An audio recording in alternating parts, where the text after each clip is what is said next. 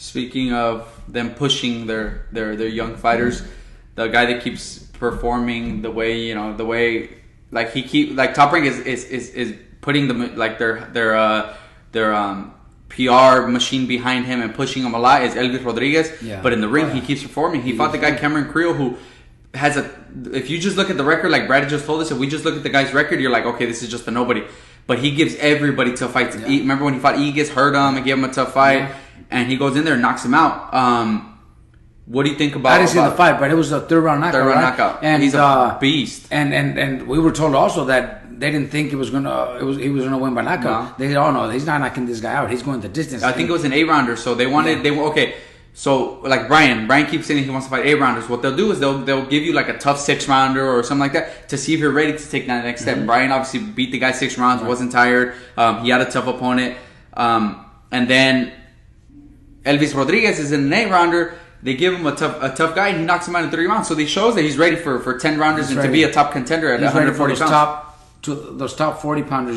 I'm not saying in his next fight because he's still fighting 8 rounds, but I think 2 or 3 fights from now, by next year he'll be ready and probably be able to. He'd probably beat any of the 140 pounders. They said he might be coming back on the November 14th card or December 12th. I think I read. Well, whichever one. One more time before the end of the year. Yeah, one more by the end. And then next year, I'm sure they're gonna start pushing him for the 10 rounders, and he'll be up there with all the 140s that Top Rank has. Top Rank has a lot of 140 pounders, and I'm sure they're thinking of him as maybe one of the best 140 pounders that they have. So he'll be in the mix with so many great fighters and great fights, and he might beat all of them. He's the real deal. Good for him. He's a humble kid.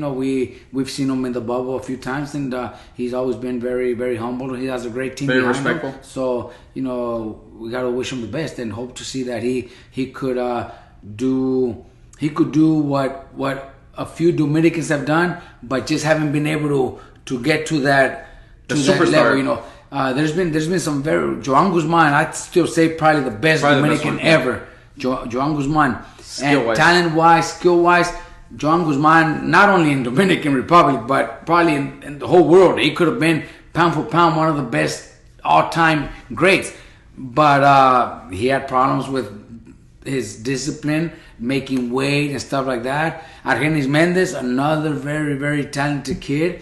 But it seems like, even though there's always something missing. Even though they've been world champions, like something's missing, like something goes wrong with them. I don't know what it is.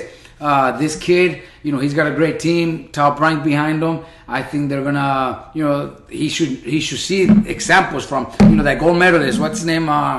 Dominican gold medalist, Diaz. Felix Diaz. Same thing. Very talented, but just something wrong. Something goes wrong, and they just never really make it to that superstar position. This kid has all the tools to become, great. Not just a world champion, but great.